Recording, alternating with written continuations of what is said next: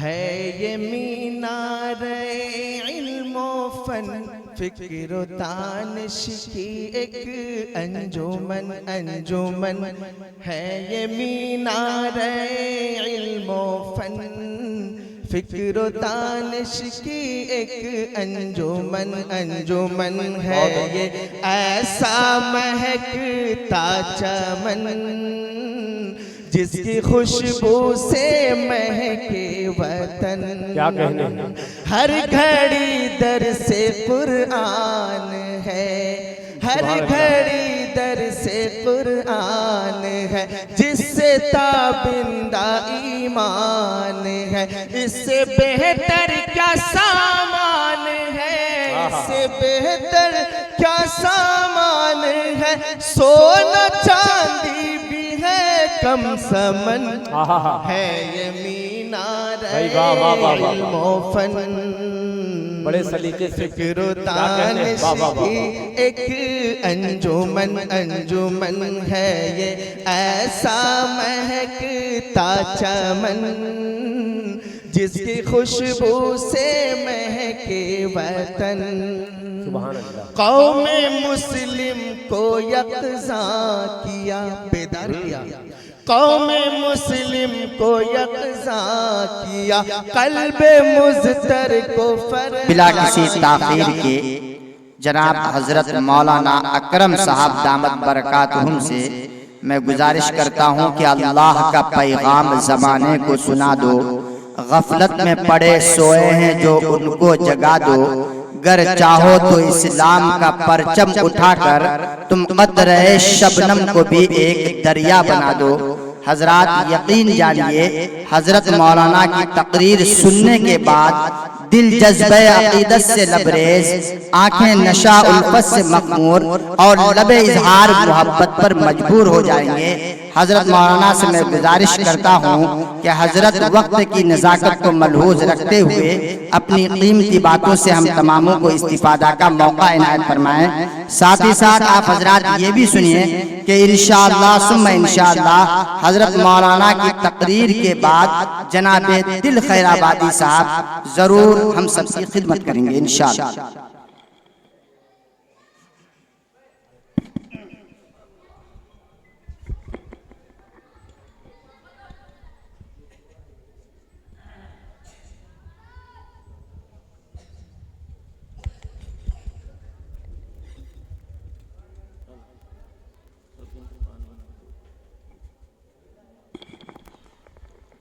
इधर आप लोग ये जगह पूरी कर लीजिए, अच्छा रहेगा माशाअल्लाह। वैसे वैसे इधर वैसे बोले थोड़ा उर्दू नहीं समझो। अस्सलामु अलैकुम व रहमतुल्लाहि व बरकातुहू। वालेकुम अस्सलाम व रहमतुल्लाहि व बरकातुहू। हामिदन व मुसल्लिया अम्मा बाद। अऊज़ु बिल्लाहि मिनश शैतानिर रजीम। बिस्मिल्लाहिर रहमानिर रहीम।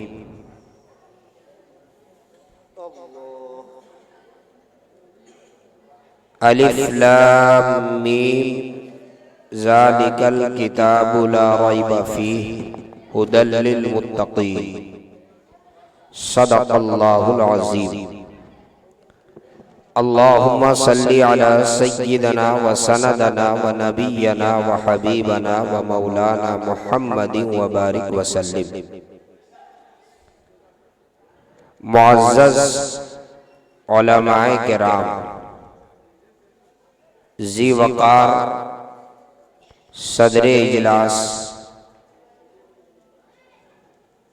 आप हज़रात मुझसे पहले हज़रत मौलाना खलील अहमद साहब देवला मद्दज़िल्लहुल आली का पुरमग़्ज़ खिताब समाअत फरमाया और इस इलाक़े के जी इस्तेदाद बाकमाल उभरते हुए खतीब हजरत मौलाना मुफ्ती ज़करिया अल क़ासिमी, जो शहर बेंगलोर में एक बड़ी मस्जिद में इमाम व खतीब भी हैं, उनका जामे खिताब भी आपने समाअत फरमाया। और आज के इस जलसे के मेहमान खतीब जिनको सुनने के लिए आप यहाँ पर तशरीफ लाए हैं, वो हमारे बहुत मुशफ़िक़ मुरब्बी करम फरमा हजरत अलहाज मौलाना कारी मोहम्मद अली साहब कासमी ज़ादल्लाहु अज़्ज़ा व शरफ़ा, जो उड़ीसा के सरजमीन से आपके इस दियार में तशरीफ लाए हैं। यकीनन हजरत का खिताब सुनने के बाद आप ये फैसला करेंगे कि हजरत वाला की तशरीफ आवरी से इस इलाके को कितना नफा हुआ। शर्त यह है कि आप ये तय करें कि जब तक हजरत का खिताब हम न सुनेंगे उस वक्त तक यहाँ से उठेंगे नहीं। ऐसा करेंगे? जरा हाथ उठा करके कहिए कितने लोग हैं। माशाअल्लाह, हजरत तशरीफ रखते हैं। आज के जलसे के सदर हैं हजरत अलहाज मौलाना मुनव्वर हुसैन सिद्दीकी मद्दज़िल्लहुल आली, जो आपके इस इलाके के लिए यकीनन बहुत कीमती सरमाया है। मैं मुस्तकिल एक हफ्ते से इस इलाके में इजलास में मैं शरीक हो रहा हूँ। हजरत मौलाना अक्सर जलसों में, उस मदरसे के जलसे में मदरसे के लिए कुर्बानी देकर शहर बेंगलोर से अपनी मसरूफियतों को तर्क करके हाजिर हुए हैं। और मौलाना की कोशिश यही होती है कि मेरी तकरीर हो या ना हो, लेकिन जलसा कामयाब हो जाए और मदरसे को नफा हो जाए। ये बहुत बड़ी कुर्बानी की बात है। हजरत की सदारत में ये जलसा हुआ। हजरत ने मुझे हुक्म दिया, अच्छा, हजरत कारी नियामतुल्लाह साहब मद्दज़िल्लहुल आली, जो बहुत मोतबर शख्सियत, बहुत बुजुर्ग असलमूने असलाफ हैं, हजरत यहाँ तशरीफ रखते हैं।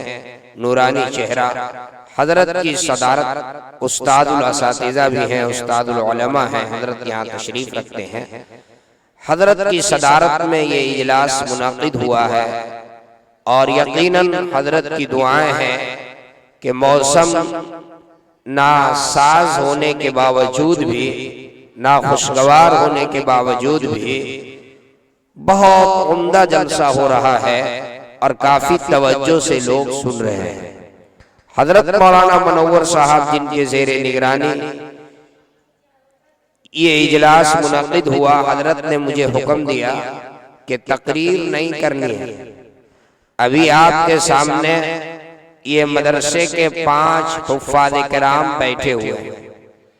इन हुफ़्फ़ाज़ किराम का मकाम चंद लफ्जों में बता करके और मदरसे की जरूरत की तरफ लोगों को मुतवज्जे फरमा दें, ये हजरत ने मुझे हुक्म दिया।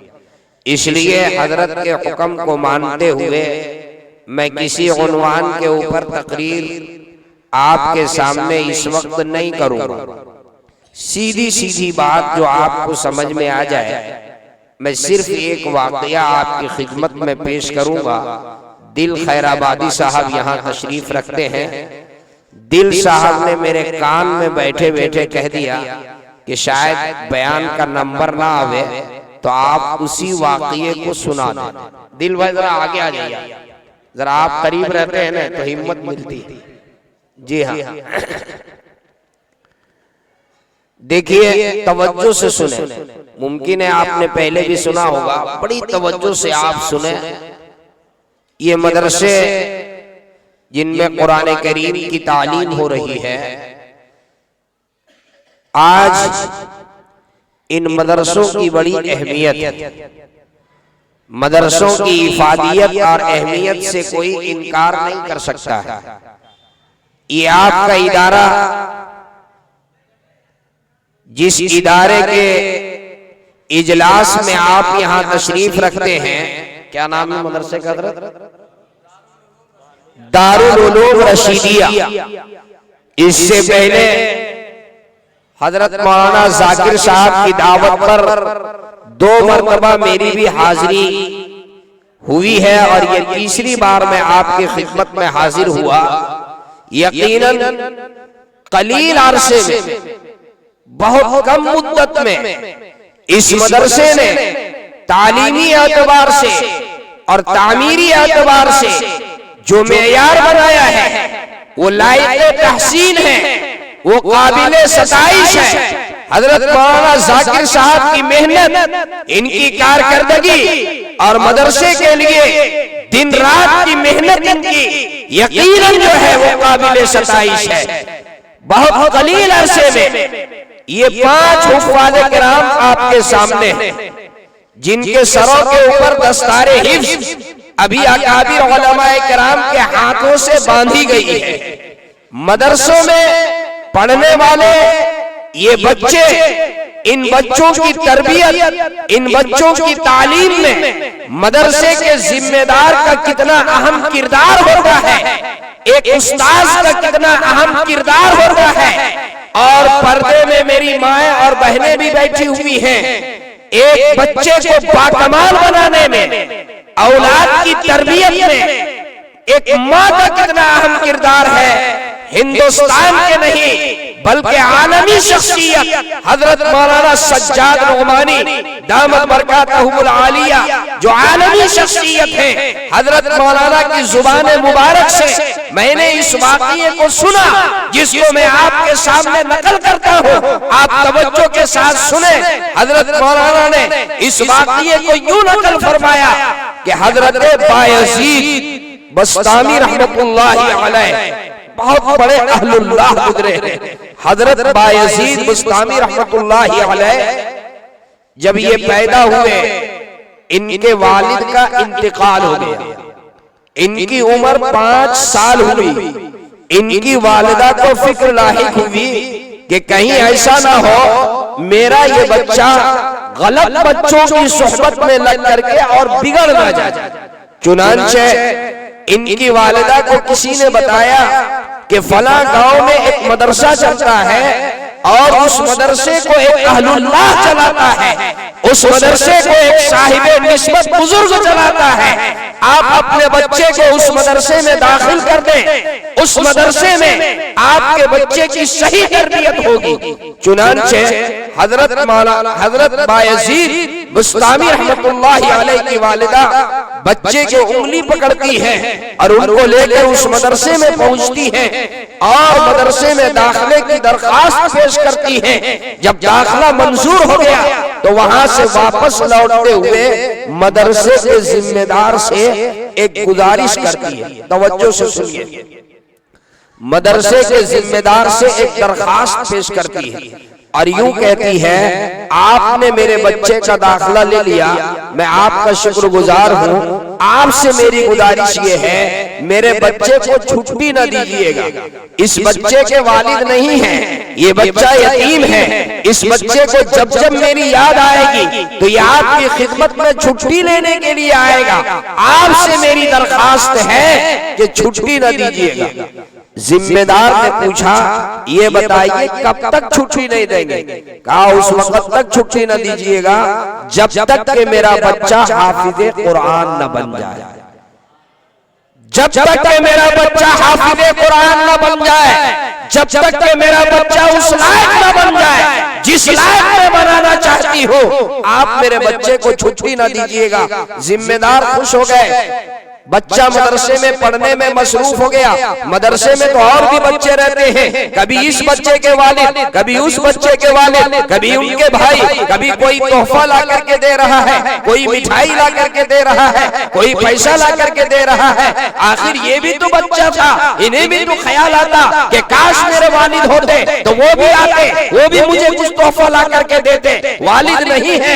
एक रात ये बच्चा तकिए के ऊपर सर रखता है और लेट है, रात भर करवट ले रहा है, नींद नहीं आ रही है, माँ की याद सता रही है, माँ की मोहब्बत याद आ रही है। सुबह उठ करके उस्ताद की खिदमत में बच्चा पहुंचता है, एक दरखास्त लेकर के उस्ताद से जाकर अर्ज करता है, उस्ताद मोहतरम मुझे अपनी वालिदा की याद सता रही है, एक दिन की छुट्टी दे दीजिए, मैं अपनी वालिदा से मुलाकात करके आ जाऊं। उस्ताद मोहतरम उस मासूम बच्चे के चेहरे को भी देख रहे हैं और माँ से किए हुए वादे को भी याद कर रहे हैं। माँ से तो ये वादा किया है कि मेरे बच्चे को छुट्टी न दीजिएगा। उस्ताद के जहन में एक तदबीर आई, सांप भी मर जाए और लाठी भी न टूटे। उस्ताद ने कहा कि बेटा मैं तुमको छुट्टी जरूर दूंगा, एक शर्त है। क्या शर्त है? शर्त ये है कि जो सबक मैं तुम्हें दूं वो सबक याद करके तुम सुना दो। अगर सबक याद करके तुमने सुना दिया तो तुम्हारी छुट्टी है, और नहीं सुनाया तो तुम्हारी छुट्टी नहीं। अब उस्ताद ने जानबूझ करके सबक इतनी ज्यादा दिया कि उसको याद करके सुनाना एक दिन में नामुमकिन तो नहीं लेकिन मुश्किल जरूर। बच्चा वहां से खुशी खुशी उठा, दरसगाह में गया, किताब निहल पे रख करके जब किताब खोला, उस्ताद ने जो निशान लगाया था जब उस पर निगाह पड़ी तो बच्चा मायूस हो गया, इसलिए कि देखा उस्ताद ने जो सबक दिया है, किताब में जो निशान लगाया है वो ज्यादा है। एक दिन में याद करना नामुमकिन तो नहीं लेकिन मुश्किल जरूर है। बच्चे के जहन में एक बात याद आई कि माँ शुरू से ये सिखाती आई है कि बेटा जब कोई परेशानी हो, जब कोई मुश्किल हो जिसका हल तुम्हारे पास ना हो तो अल्लाह के सामने गिड़गिड़ाना, अल्लाह से मांगना। बच्चा किताब रहल पे रखता है और अपने मासूम हाथों को रब्बे कायनात के सामने उठा करके और यूं दुआ करता है, ऐ बारे रहा उस्ताद ने जो सबक दिया है अल्लाह तो खूब जानता है, इसका याद करना एक दिन में नामुमकिन तो नहीं लेकिन मुश्किल जरूर है, लेकिन ऐ बारे रहा अगर तू चाहे तो कोई मुश्किल नहीं, अगर तू चाहे तो कोई मुश्किल नहीं। ये कहकर दुआ करके सबक याद करना शुरू किया, सबक याद हो गया। उस्ताद की खिदमत में पहुंचा, कहा उस्ताद मोहतरम सबक सुन लीजिए। तो उस्ताद ने ताज्जुब से पूछा, बेटा सबक याद हो गया? कहा कि हाँ याद हो गया। कहा सुनाओ। सुनाना शुरू किया, असबर सुना दिया, कहीं नहीं अटका, असबर सुना दिया। उस्ताद अपनी उंगली दांत में दबा करके रह गए। पहले कह चुके थे कि अगर सबक सुना दोगे तो तुम्हारी छुट्टी है। कहा बेटा आप जाओ, तुम्हारी छुट्टी है, अपनी वालिदा से मुलाकात करके आ जाओ। बच्चा खुशी खुशी वहां से उठा। खेत खलियान का रास्ता था, मदरसा गांव में था। खेत खलियान के रास्ते को तय करता हुआ बच्चा घर पहुंचा, दरवाजा बंद मिला। बच्चा जब घर जा रहा है, बच्चे के दिल में ये आरज़ू है, ये ख्वाहिश है, ये तमन्ना है कि मैं घर जाऊंगा तो मेरी माँ मुझे गोद में उठा लेगी, मेरी माँ मेरी पेशानी को चूमेगी, मेरी माँ मुझे मिठाई भी खिलाएगी, मेरी माँ मुझे खाना भी देगी और मेरी माँ मुझे ढेर सारी दुआएं दे करके रुखसत करेगी। इन सारी आरज़ुओं के साथ जब बच्चा घर पहुंचा और दरवाजे पे दस्तक दिया, अंदर से आवाज आई, कौन? कहा अम्मी जान आपका लख्त जिगर, आपका बेटा बायजीद। अंदर से जवाब मिला, कौन बायजीद? अरे मेरा बेटा बायजीद उस वक्त मेरे घर आएगा जब हाफिज़े कुरान बन जाएगा। मेरा बेटा बायजीद, क्या हजरत तशरीफ, मेरा बेटा बायजीद उस वक्त मेरे घर आएगा जब हाफिज़े कुरान बन जाएगा।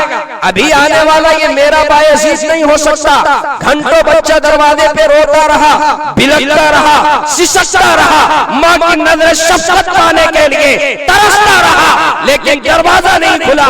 बच्चा समझ गया कि माँ नहीं चाहती मेरा ध्यान तालीम से तकसीम हो, इसलिए दरवाजा नहीं खोल रही है। बच्चा बगैर अपनी वालिदा से मुलाकात किए हुए वापस मदरसे में चला है। जब मदरसे के सहन के अंदर बच्चा दाखिल हुआ, उस्ताद की निगाह बच्चे के ऊपर पड़ी। उस्ताद की निगाह बच्चे के ऊपर पड़ी। उस्ताद ने दूर से पुकारा, बेटा बायजीद क्या तुम घर नहीं गए? बायजीद घर नहीं गए?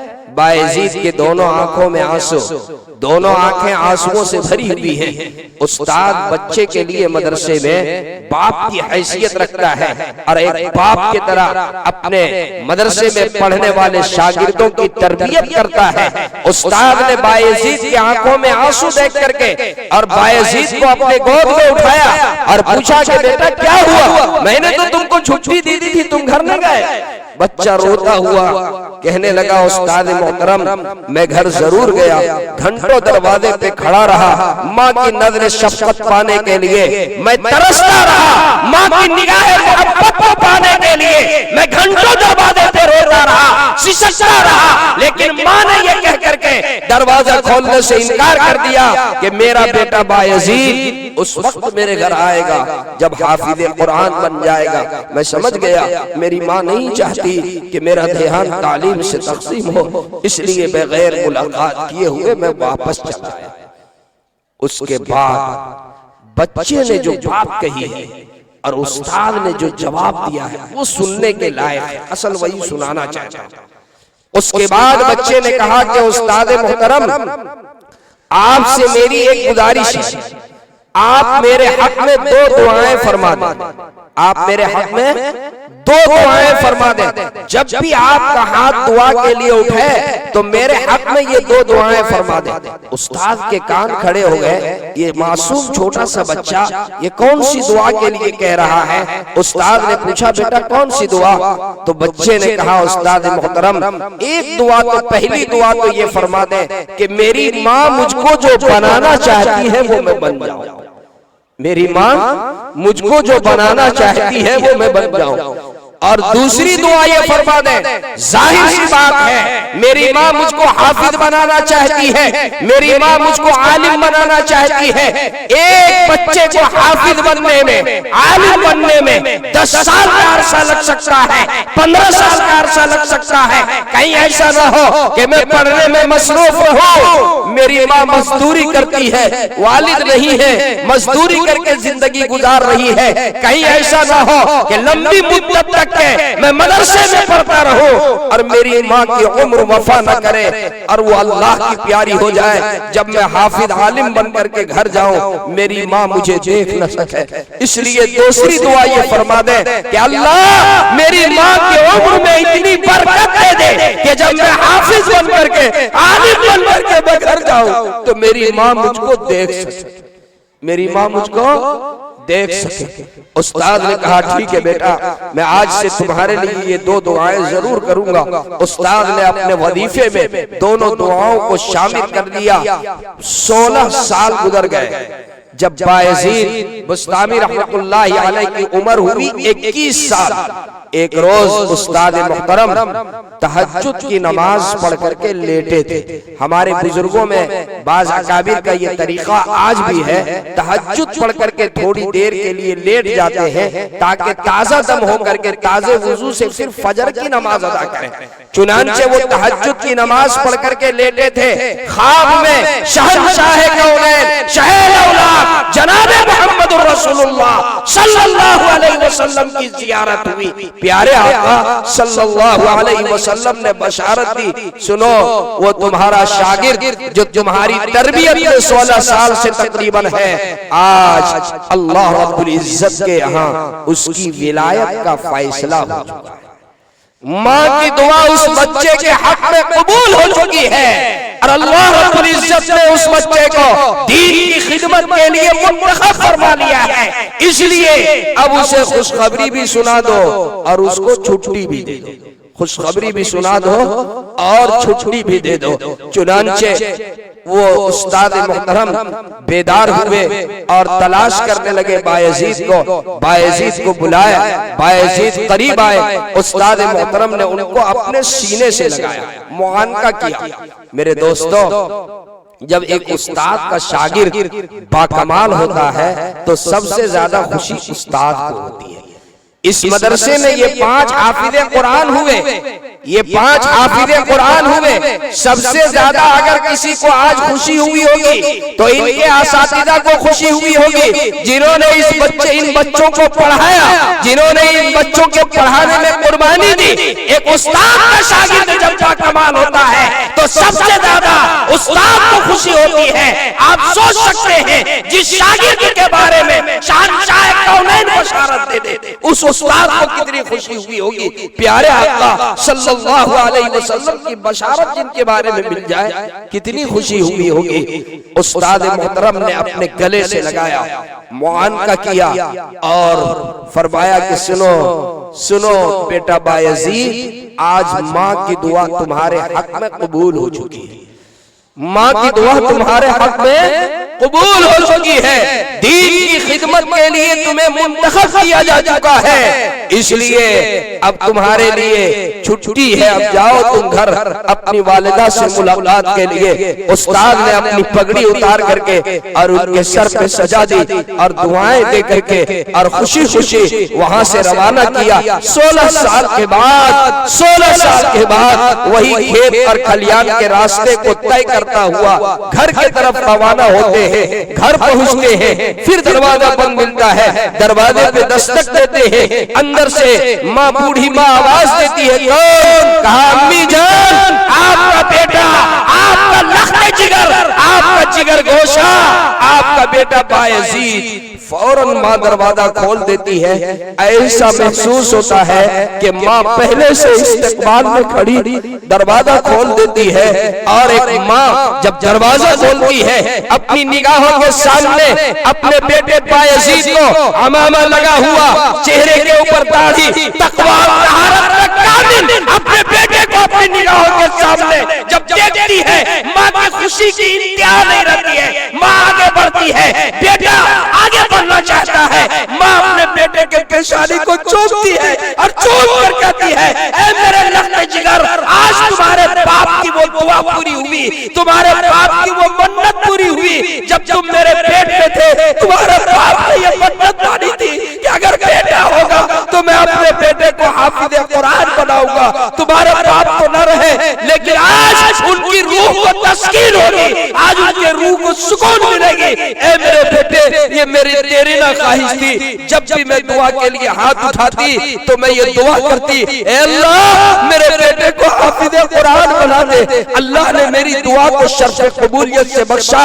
ऐ मेरे लख्त जिगर, मैं तुम्हें गरम खाना बना करके पेश करूं, 2 मिनट का मौका दे दो। पहले मैं रब्बे कायनात के सामने सजदे शुक्र बजा लाऊं। मुसल्ला बिछाती है, 2 रकात नमाज पढ़ती है, अल्लाह के सामने सजदे शुक्र बजा लाती है, अपनी जबी को बारगाह इज़्ज़त के सामने टेकती है और ये कहती है, बारे अल्लाह तेरा शुक्र है, तूने मेरे बेटे को उस लायक बनाया जिस लायक में बनाना चाहती थी, जिस लायक में बनाना चाहती थी। ए अल्लाह तेरा शुक्र है, ए अल्लाह तेरा शुक्र है, ए अल्लाह तेरा शुक्र है।